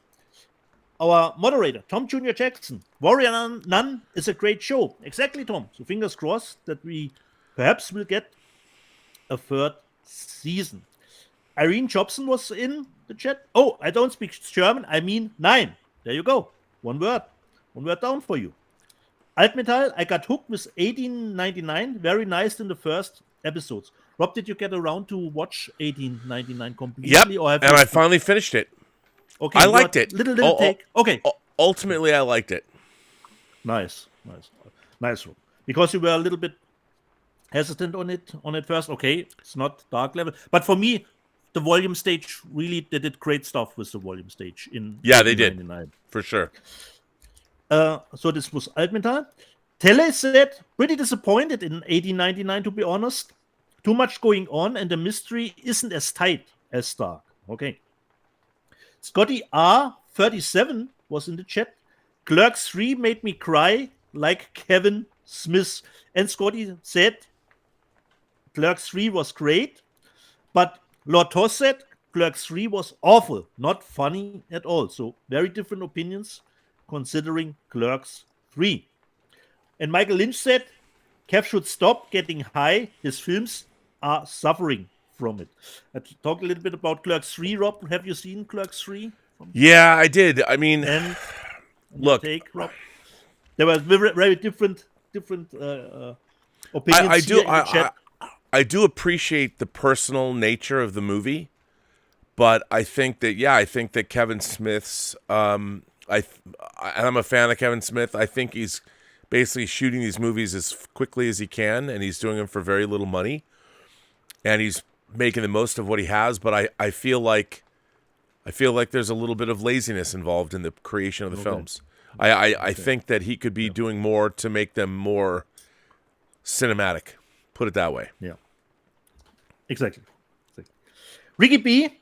Rob first said in the Japan-Germany game 2-1 Japan, then changed it to Germany over Japan because he saw the look from Dieter and changed it. So it was on me that you lost points there because you would have trying to be nice. Yeah. Victor Fontaine. Dieter keeps that Highlander box set right by his side so he can keep showing it. Unfortunately, Victor, I haven't brought it out this week, but perhaps next week when Rob will perhaps get his too. Okay. Irene Jobson said, the best presents you make for yourself. Exactly. Like I said, Irene. Best presents are the ones you do to yourself at around Christmas. Because RoboCop, I don't know if everyone will go with it. Dieter has great taste in music. I hope Vegas RoboCop. I did deliver the evidence today on your Instagram page. And Altmetall asked, is it glowing in the dark, the creatures of the night? No, Altmetall. Unfortunately, the eyes are not glowing in the dark. Unfortunately, not. Only the black drums that were in it.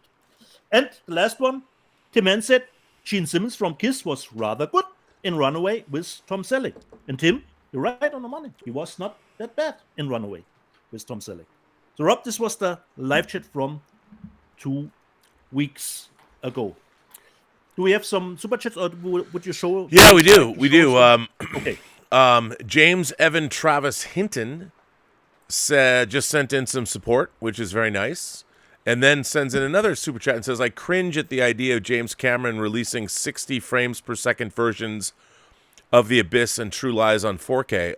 Well, I don't know why I have not heard about that, Rob. No, but I don't know why he would. They were not shot in... See, here's the thing. You can't... If a movie like The Abyss and True Lies were shot on film and they were exposed at 24 frames a second, so that's what they were shot at, releasing them at 60 frames per second doesn't make sense because that's not how they were not natively shot that way. So I don't know why they would release them at 60 frames per second because, I mean, there's interpolation that they would have to do. They'd have to do frame in hand. I mean, adding frames. I don't know why they would do something like that. I mean, the thing is when you make a movie, you're sort of locked into how it was natively captured, whether it was photochemically or digitally. And, there was a really interesting article I read, and I can't remember where it was, but it was about the nature of why high frame rate appears so unreal to the way we see, because it's tricking our mind into thinking that we're looking at reality. That's why you get the quote unquote soap opera look. I forget where this article came from. It was really interesting, but I mean, I can't imagine that James Cameron would release a film at 60 frames per second if it was not natively captured at 60 frames a second. That wouldn't make much sense to me unless there's something that I don't know about. But anyway, if you want to see it that way, just go to the Campia house. Roberto Suarez has been a member of the channel for 24 months. Thank you, Roberto. And by the way, Alex Montano and Roberto Suarez released their latest episode of ¿Qué pasa, PGS in Spanish. They did that on Saturday, yesterday, so check that out. He made a PSA about how can one watch something in Spanish on YouTube with subtitles without knowing Spanish, so check that out. Frank Castle asks, if there's an MCU DCU crossover, will Steve and Tony return? Oh, I think Steve and Tony are going to return in Secret Wars. Yeah, we're in the multiverse now, so we will see that crossover. So Spider-Man versus Superman. Yeah, I mean, we shall see. And Michael but Preston, I like your idea, Rob, starting to see DC with a Justice League movie. I like that. I think that we should do that. Michael Preston's been a member for 23 months. Thank you for that. And our friend Justin Toner sends in a tip that says, "Hi, Rob and Dieter. No major purchases lately. Christmas shopping for family comes first, but I did get my copy of the Roadhouse 4K from Vinegar Syndrome delivered to me this week. God bless them. I'm hearing the transfer is excellent. Can't wait." Yeah, that looked like a great package. So, and why don't I show it that, Rob? Yeah. Exactly. This is one that some people have already seen on Instagram page, of course. This is perhaps, I don't know, Rob, the word guilty pleasure. Is this the movie that brought that term out in legitimacy? I've never been a fan of this movie. No, so. Rob, it's great. It's great. Look what Vinegar Syndrome put out. Well, Vinegar Syndrome, they crush it. Look at Vinegar Syndrome does great. I mean, come on now. Yeah. Exactly. Never a fan, Rob. Come on. With the Jeff Healey band, which I have seen Jeff Healey actually live here in here, pretty close to me when he was touring. So we've got, of course, the slipcase cover. We've got here a little bit different, but it is reversible to the outer artwork. It's in 4K, so maybe I'll just have to buy it. Look at that. It's a 3-disc drop. You have the 4K. You have the 4K, the Blu-ray, the double deuce, and the bonus feature disc. And you have new interviews with some of the stuntmen or actors in it. So for me, this was a no-brainer to get this one, especially when it comes, of course, from Vinegar Syndrome in that kind of package. So for me, this is what a guilty pleasure is all about, considering Roadhouse. And the transfer is really, really nice. But I remember that I was already really fine with the old Blu-ray. And quite enjoyed the old one. But if I can get Roadhouse in 4K, of course, in that kind of package from Vinegar Syndrome, who can I say no to that one? But Justin, great that you bought it too. Some super chats, Rob? No, we're good. We're caught up on super chats. Okay. Oh, wait, hang on. Okay. No, that's not true. We had Michael Preston. Tom Jr. Jackson says, just saying hello to you both. Rob, I'm addicted to Hill Street Blues, which is on Prime Video. Hill Street Blues is great. I love seeing stuff on Prime Video. You can go back and watch all that goodness again. Eucalyptus says, are you guys fans of the Blue Lagoon movies? Well, it's funny. Blue Lagoon is not a movie I go back and watch now that I'm a dirty old man. Watching underage girls discover their sexuality on a desert island, while theoretically should be something I'd be into. I just feel uncomfortable watching it now. That's true, by the way. I mean, as you get older, it's like, I don't want to lust after girls in their 20s. Even when I was a 20-year-old, I lusted after girls in their 40s. I'm going a different route. I'm liking Black Lagoon, which is an animated show. Well, there you go. Which was great. Yeah, no, as I've gotten older, I try and temper my exploitation. That's why Diane Thorne, she looked 45 even in the Ilsa movies. So you can watch watch the nudity of the air and feel good about it. It's hard to go back and watch some exploitation movies as I get older. Or I should say, it isn't hard anymore. It used to be. That's why I watch the movies, but not anymore. So, yeah, it's weird. It's a weird thing they don't tell film fans, like watching Jennifer Connelly in Career Opportunities. When she's on the rocking horse. Okay, she looks over. I feel bad about that scene. I'm like, oh man, that's terrible. I gotta watch like Jennifer Connelly in Requiem for a Dream. Clear my palate. Nice. Terrible. Somebody's got to write that definitive article. What does it mean to be an aging film fan? Like, you grew up watching movies, and like when Phoebe Cates takes off her bikini top in Fast Times at Ridgemont High. That used to be great. But now when Criterion puts out Fast Times at Ridgemont High and you go back and you rewatch the movie, then you feel guilty about enjoying that scene. Ooh, God damn it! I guess that's what happens in life. I think there's a whole Robservations episode. Movies I used to love that I now can't watch without feeling guilty. And Jennifer Connelly in The Hot Spots, probably number one on that list. That's would be a long list, Rob. God bless you, Dennis Hopper. God bless you. And you know what, Paul Bettany?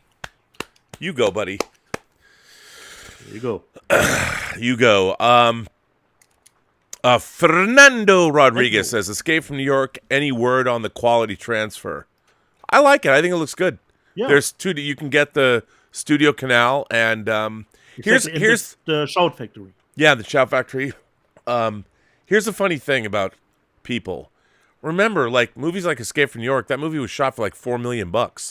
Yeah. It came out in 1981, so it looks damn good. I really like all four of those releases. They Lived, Prince of Darkness. Yeah. And Escape. Now I need to buy. I keep forgetting. I've got to go buy. You got to help me out with this. I need to buy the German Escape from L.A. just to get the proper sound. Because I put it on, it's horrible. Okay. And then I need to get Frighteners. Yeah. Our friend Kevin Wellborn. There was no exchange in the States, considering the sound? Not yet. I don't think they fixed it. Our friend Kevin Wellborn. Yeah. He comes from the land down under.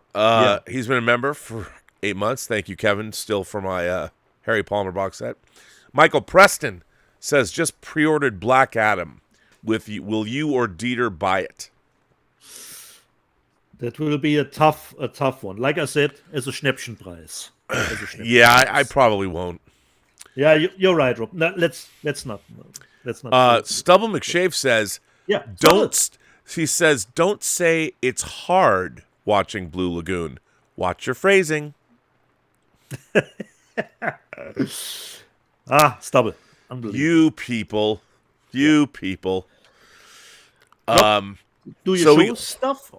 Yeah, I got some stuff. Okay. So you showed Pulp Fiction, or you showed Reservoir Dogs. Reservoir Dogs.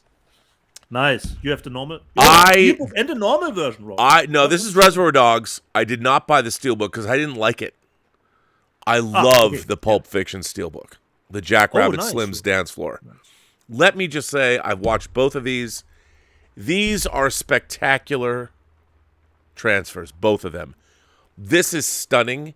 Now, what's interesting about Pulp Fiction is Paramount released this. I guess Paramount now has the Miramax catalog. And they released the Scream movies too, which were Miramax too. Yeah, well, hello, Paramount.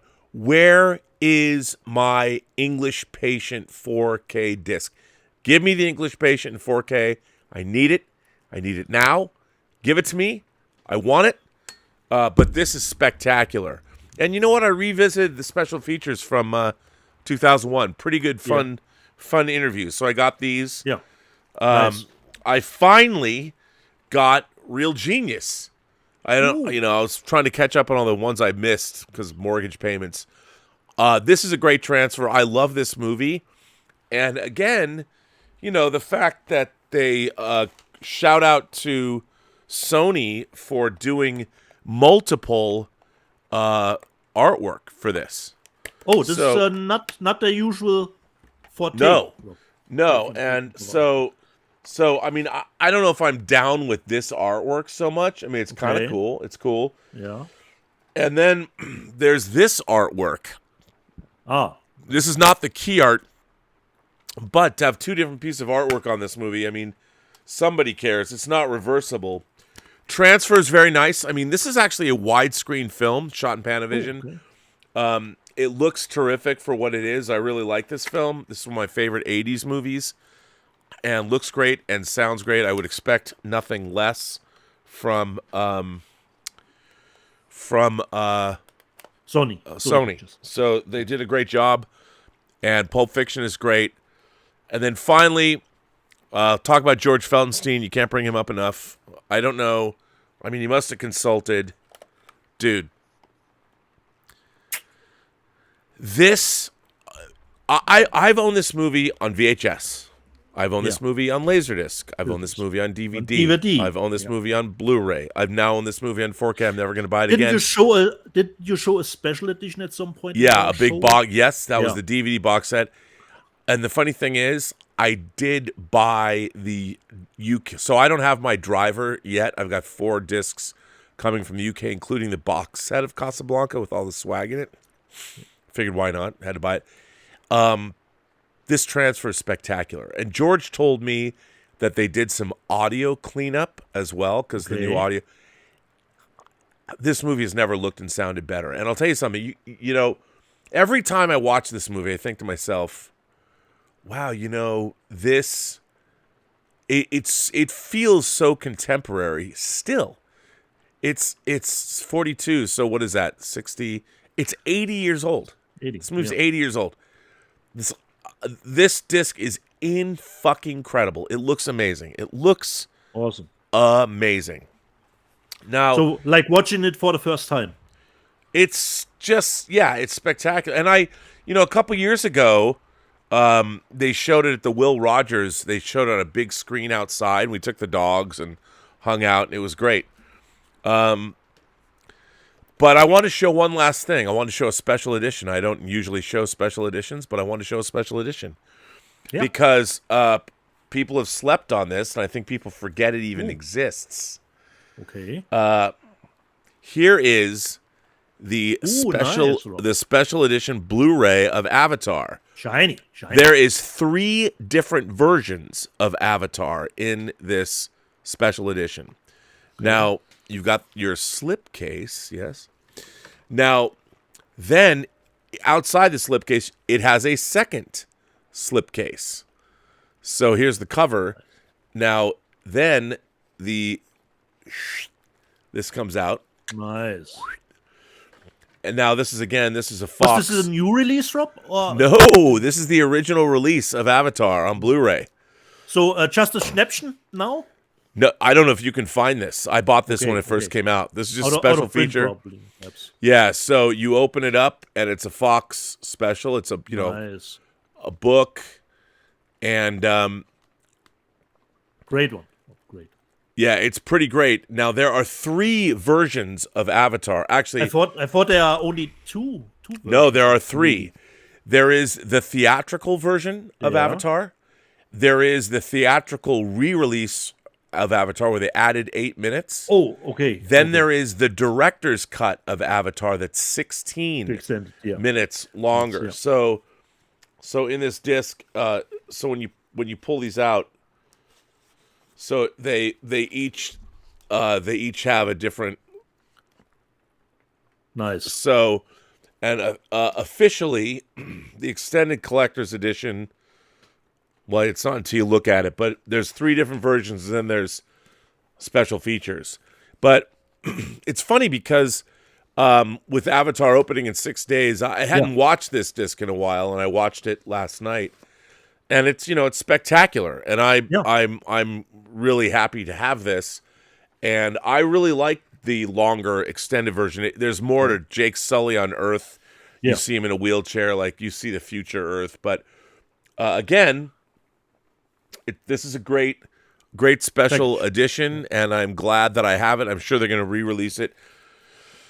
And that brings me to the news. Should we do a little news? Go ahead.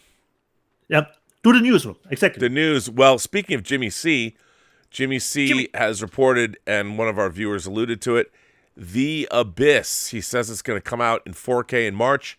Hopefully that's both versions. The director's cut of The Abyss. I love this film. Finally, I can get rid of my DVD of it, which, by the way, Dieter, I don't know if people remember, and this is all due respect to Van Ling, who did the menus. Yeah. The menus on the Abyss DVD might be the most, I mean, it's all interactive, the most annoying menus of any DVD, the way you have to navigate it. I know it's beautiful, and it was fun at the time. They tried to make it interactive. I cannot wait to get rid of that. And by the way, when they put out The Abyss, they better include the documentary Under Pressure, Making the Abyss, because it's one of the great making of documentaries of all time. Yeah. It's really great. So that was announced this week. Cameron says it's going to be out by 2023. Hopefully so. And now from the Is it safe Marathon Man. The question, yes, that's right. One of the great, Laurence Olivier plays a Nazi. So you gotta love Marathon Man. Coming from the co-sponsors of this channel, Kino Lorber, another must-own 70s great thriller. Boy, do I love this movie. Marathon Man coming out from Kino Lorber in 4K. I mean, come on. Drop 2? It might have been. I mean, it very well could have been. I'm not sure if it was MGM or not. Maybe because MGM's just licensing out. Yeah, something like that. Can't wait to get that. Kino, Matt, thanks for sending me those discs because I can't wait for this. You guys are crushing it. I mean, Death Wish, Marathon Man. The 1970s are alive and well. Okay. That wasn't 70s though, buddy. Come on. No. That was 80s. No. Now I want to talk about this second unofficial sponsor of this channel, Warner Archive. Warner Archive announced their releases, and here's the thing: I gotta give it a big shout out, not just to Warner Archive and George Feldenstein, but I love that Warner Archive is using original key art from when these movies first came out. They don't go do some stupid Photoshop redesign. Now I don't know much about Warner Archive's upcoming movies, but I think I'm going to buy them all because for various reasons. But this one, look at this cover. Rancho Notorious, Marlene Dietrich and Mel Ferrer. Dietrich, that's right, however you say it in German. Now here, look at this cover. First of all, look at that cover and look at the ad line where anything goes for a price. Come on, man. This looks like a pre-code movie. God bless pre-code. This is when adults were adults. They knew what was up, and who wouldn't want to buy this? I'm buying this. I've never seen this movie. I don't even know this movie. Straight to the top of my list. Rancho Notorious. Love it. And then we've got Lucille Ball and Desi Arnaz in the long, long trailer. I mean, this is a classic, and again, you gotta love Lucille Ball and Desi Arnaz. I actually like this movie. It's Miles of Smiles and in color too. So there you go. The long trailer. Not a trailer like a long movie trailer, an actual trailer. You have to check this movie out. I Love Lucy. If you're an I Love Lucy fan, you need to see this. God bless Warner Archive for putting this out. They're also putting out Our Dancing Daughters with Joan Crawford. Again, great Art Deco cover, romance, tragedy, and jazz. Mad youth. Come on, who doesn't want this? This is what I'm talking about, man. And then finally, their fourth title, Jean Harlow, Myrna Loy, Clark Gable, Wife versus Secretary.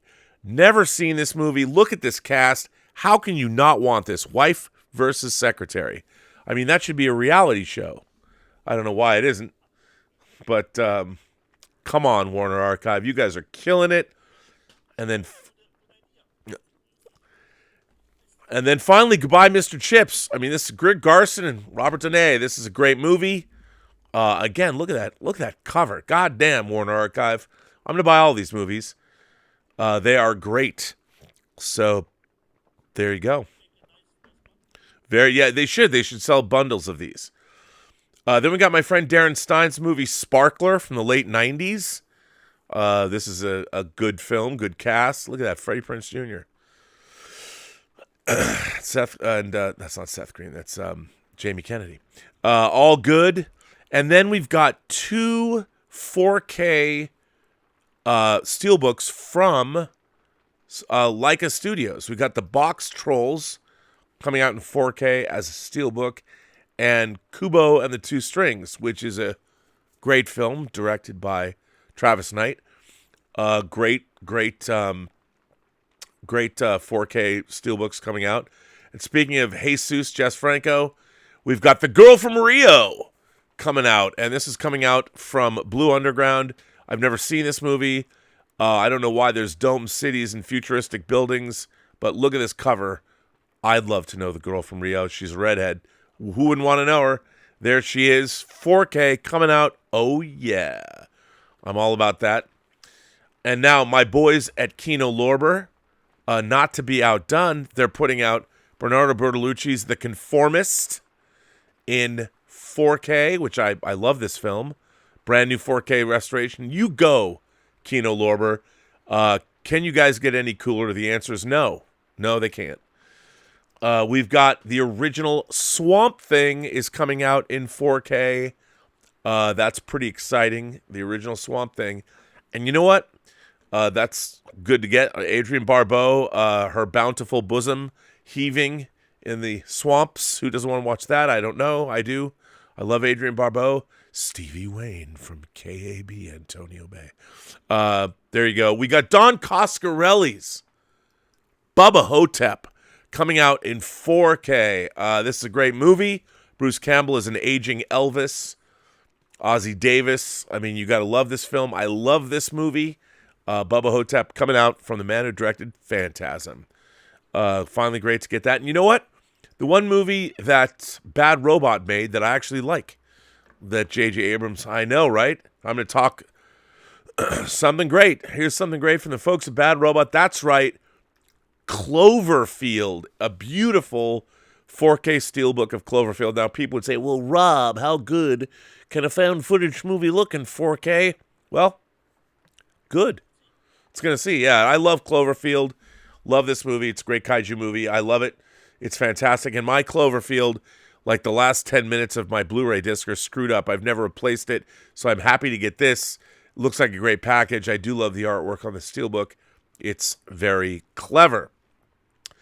So, of course, those are the releases I chose to focus on this week. And now let's check the sales figures. Top 10 Blu-ray. These are the Blu-ray bestsellers, not the total bestsellers, Blu-ray sellers. Top Gun Maverick, not a surprise. Top Gun Maverick and Dune are my picks for transfers and discs of the year. Not special editions, but discs of the year, just in terms of quality. Jurassic World Dominion, The Batman, Spider-Man No Way Home, Dune, Doctor Strange in the Multiverse of Madness, The Lord of the Rings, The Motion Picture Trilogy, Thor Love and Thunder, Ghostbusters Afterlife, and the Top Gun 2 movie collection. No surprises, very respectable. there you go. Now, these are the top 5 home media sellers. That means total. This is these are actually of all media, and of course, you see the percentage of Blu-ray share. Top Gun Maverick, 50% Blu-ray, but DVD, 4K, everything else. Dr. Seuss's The Grinch, only 24% of that's Blu-ray. Most of that's probably DVD. Jurassic World Dominion, Dr. Seuss's How the Grinch Stole Christmas, same thing, probably DVD. And then, of course, 1883, a Yellowstone origin story. Only 30% is Blu-ray because people seem to buy TV shows on DVD still. So there you go. And look at this, Dieter. Five movies have made our 3D bestsellers for the least. Polar Express, Dune 3D, Top Gun 3D. Now remember, the Polar Express, look at that, of total unit sales, almost 10% of the Polar Express sold were the 3D versions. I guess it must have been. I mean, I don't know, 10% total unit sales. That's crazy. Wizard of Oz 3D, and then of course, Dr. Seuss's The Grinch 3D, 0.02%. Not a whole lot going on there.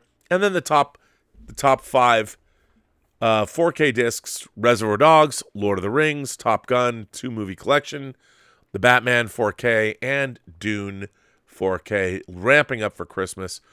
You know, there hasn't been a lot of giant prestige titles this year. So there's all the news for this week. Yeah.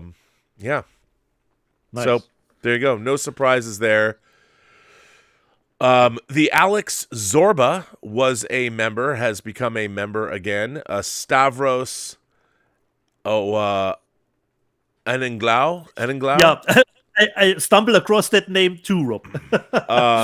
Is also a member. Thank you for becoming or keeping your membership up. We're going to have another membership call next week. So thank you for that. And yeah, we're good. Okay. So I have still 3 last releases to show. Right. And like I said, I'm a cover guy, but I totally love when the cover here is good, but the movie is shit. And if it's the other way around with Don Lee, I bought the Roundup. Nice Korean action movie, which is actually from that year because a lot of Korean movies get released a little bit later and they are not the newest one, but this is actually a new release from this year. Had a great time. Cool action movie with him. Really had a good time with the Roundup. So here we have more of a particularly a little bit of a lousy cover, but it's better if the movie is good and the cover is a little bit lackluster instead of Shadow Master getting this great cover, but the movie was not that good. The next one, Rob, I don't know if you heard about it or seen it. This was one, unlike Resurrection, that totally lived up to the hype. It did come out here as a media book. The Spanish movie Piggy, Rob. I don't know if you. Oh yeah, I'm dying to see this. Yeah, totally great. Totally loved it. And Rob, it's filmed in 4:3, so 33 to 1, so a little bit strange, but I totally loved the movie. Totally lived up to the hype. So you've got the first disc here, and the second one is the last. That's half hilarious. Of the pic. And I don't know if I can show this little post. Unfortunately, not a signed one. And I didn't know, Rob, the director is actually a woman. Woman directed. Oh yeah, directed Piggy. So you've got Piggy, and I don't want to give anything away, but it lived up to the hype. So I really enjoyed the movie Piggy. The only thing, if you haven't seen it, this I would almost consider a little bit of a spoiler because it's almost at the ending of the movie here. So, but I totally, really much enjoyed it, and I hadn't seen anything. So this lived up to the hype. Piggy. And of course, the coup de grace, piece de resistance, Rob likes to call it. Here it is, finally. The Turbine. Oh, look at that. and I decided for the new artwork. And the great thing that Turbine did, if you decide for the new artwork, we will get into the Digi. The Digi has the normal artwork. And if you go with the normal artwork, this artwork will be on the Digi. So you actually don't missing out on any of the artworks. It's just the outer shell is this or the other way around. So let's dive a little bit deeper into the Frighteners box from Turbine. And as far as I understand it, Rob, this 4K transfer was exclusive at the moment done for Turbine. So any new 4K releases will be probably then another transfer. I have no idea. So, of course, let's get into the swag at first. We have the little Frank Bannister card here, Private Investigator. Then I have here the lobby cards. Or let's do the poster artwork, but the poster is the original, I believe. Yeah. The original poster, but we have two, like I said, this one, and then with the new artwork. But this is this way. It's across this way. That's cool. So two posters. Then we have the lobby cards. Or I would just say cards. And three of the cards, let me just check. Yeah, three of the cards has a little trivia notice on the back. We have that one, all the production crew here. And this was the videotape in the movie, the cover of the videotape. Then we have, the T-shirt that Peter Jackson wears, rest in pieces. And three movie slides. This way up. And of course, so this was the lobby cards. And then we get, like they said, the 100 and how many sides does it have? I think 100 and over 119. Like I said, the booklet about the movie, which is, of course, it is in German. With 190 pages, made to look like the Gazette here, with the news articles that were featured in the movie.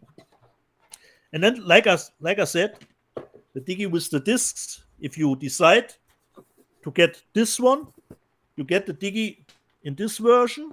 If you go with this version on the outside, you get the Digi with this design. So this is the Digi inside. And like we know, it comes with 6 discs. So you have the director's cut as 4K as a Blu-ray. You have the theatrical version as 4K as a Blu-ray. And you get the Blu-ray with the director's cut with open matte. So you get more picture information on top of bottom. And the 6th one is, of course, bonus features. Wow. So a 6-disc Frighteners set. So every other release of the Frighteners can be absolved into the trash bin for my taste. So really great release from Turbine. And as far as I know at the moment, and it comes with a Dolby Atmos track now, the director's cut. And it was, as far as I know, a little bit supervised from Peter Jackson. And it is exclusive at the moment for this Turbine release, the 4K transfer. And you've gotten, of course, new extra features, which are interviews that are mostly done per Zoom, COVID and stuff. So this was, of course, the great one in the last 2 weeks. Is there the new document? Is there a new documentary on there? A new documentary?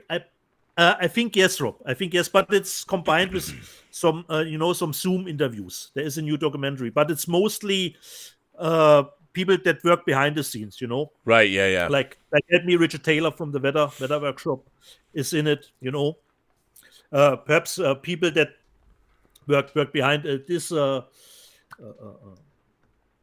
Jake Busey is in it, but unfortunately not the bigger names that you were probably looking for.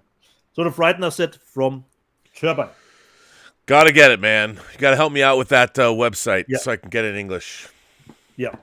So this was my haul for the last 2 weeks. Well, James Wheeler has some insight into Warner Archives release. Rancho Notorious is Fritz Lang. Well, that means I'm going to buy it for sure. One of my favorite directors. Have you watched Lang's movie from a year later, 1953, The Big Heat? I love The Big Heat with Glenn Ford and Gloria Graham. It's a great movie. It is a great movie. Classic. I love The Big Heat. I did not realize that Rancho Notorious was, in fact, Fritz Lang. Shame on me. Yeah. And then Mansplainer but we're here to learn, Rob. We're here to learn. Had to learn. Mansplainer says, hello, guys. The 4K Blu-ray of Pulp Fiction is as good as it gets. The Frighteners on 4K from TMG has a stunning Atmos track. That's Turbine Media Group. On the director's cut, and I'm still loving my calibrated 83-inch Sony A90J. Well, that's the one I want to get, the Sony, and I spent a lot of time calibrating my TV using external discs and things like that. Yeah. I'd love to, but that's as big as I can go. The problem is, it's hard enough to buy physical media when you have to pay a mortgage. But yeah, exactly. And the TV I want's $5,000. So it's like, man, with my credit, is still new, Rob. It's still new. Yeah. What are you gonna do? Yeah. So Bill that's Barkley all. is in the chat, and she says the new documentary on the Frighteners set is called, I forgot it, No Way to Make a Living, a look back at the Frighteners. Nice. Well, it's good. Looking forward to that. But Mansplainer is correct. The 4K Pulp Fiction disc is amazing. Yeah. It's absolutely stunning. Waiting for it. Really looks incredible. And I really enjoyed the seeing the special features again. They're from the 2011 release, but the sound picture, it's great. I just wish, I know Quentin Tarantino, I wish he would participate more when they put his movies out. Like, do a new, I mean, I know he's writing his books. Exactly, new. Perhaps a new retrospective, a little bit about it. Yeah. Especially when somebody clearly took the time to make that transfer look as good as it could possibly look. So, that's kind of the week that was. Going into the next 2 weeks before Christmas, I can tell you. Let's see what is upcoming. Upcoming releases: The Woman King comes out next week. Ticket to Paradise, Lyle Crocodile, the Coraline 4K disc comes out. Smile in 4K comes out. The director's cut of Highlander in 4K comes out. The Carrie Steelbook in 4K comes out. Silent Running in 4K comes out, which I can't wait to get. So that's next week's pretty big 4K week. Yeah. Okay. Paranorman, if you like that, comes out next week too. So exactly. There you go. I think reach the end of the show. I think that's it. Yeah. I've got some house guests here coming, and I'm going to go entertain them. That's why we are a little earlier today. And for me, it's great because I have early shift tomorrow, so it actually fits even more in my schedule. Yeah. To do it a little. Well, I want to thank everybody for generously supporting the channel via super chats and tips. Thank you so much. I want to thank our moderating staff. Lord Toth is here. Tom Jr. Jackson is here, so thank you, gentlemen. There will be a Robservations, I believe, later today, which I will do. And tomorrow we have on the channel Ladies of the PGS show. She's got a new show she's prepping too, which is exciting. So that's going to happen. And other than that, that's all the news that's fit to print. To order your Candy Lane olive oil from the Burnett household. Someday that might happen. I also want to give a big shout out to George Feltenstein and everybody at Warner Archive. They've got a great new slate for the coming year. At least they're starting out with a bang. I mean, that Who would have thought that? I had no idea. I feel like I'm a bad film fan to not know that Rancho Notorious, where anything goes for a price, is actually a Fritz Lang movie. Terrible. Shame on you, Rob. So it's great that that's coming out, and I'm really excited that Kino Lorber is putting out Marathon Man. Again, Matt over at Kino Lorber, thanks for keeping me up to date on your 4K Blu-rays and 4K discs. Much appreciated. You guys are killing it. And again, everybody, if you like your grungy 70s New York thrillers, this is a great disc. They brought back a lot of the special features, maybe all the legacy special features. So that is very, very cool. And it's pretty... Oh, there's even a... I wonder if there's anything new. Okay. There's 2 audio commentaries, but... yeah, all good. So get this disc. Yeah. Get this disc. It's great. Other than that, I got nothing more to say. Okay. 200 Watt Studio did send in a super chat at the last Oh, they're minute. getting at the end. Let's see. Yes. Did you send the clip to... No, I have not. 200 Watt Studio asked, because he's a big fan of Sweet Smell of Success, and the director, Mr. Maestro McKendrick. I did not send that to him. I will. I have to go get it. But I will send him that clip. Okay. I think he might get a kick out of it. So, on my end, jede Person, die du triffst, hat eine Geschichte zu erzählen, die du noch zu hören hast. Alles, was du tun musst, ist zuhören. Every person you meet has a story to tell that you have yet to hear, and all you have to do is listen. And with that, I would say to everybody, have a better day, buy more physical media, get a 4K monitor, get a 4K player. Yes, yeah. And we will see you. We will see you next week. Yes, we will.